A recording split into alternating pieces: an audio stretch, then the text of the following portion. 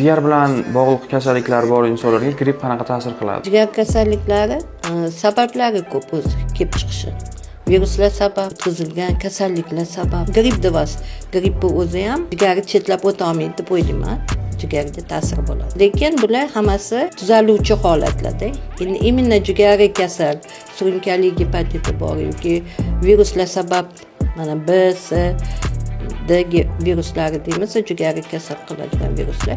Shularni bor bemorlarga grippni ta'siri tuzalish jarayoni cho'ziluvchan bo'ladi. Unda darrov bemorlarimiz o'ziga e'tibor berishlari kerak. Shifokorga ko'ringan ma'qul deb o'ylayman.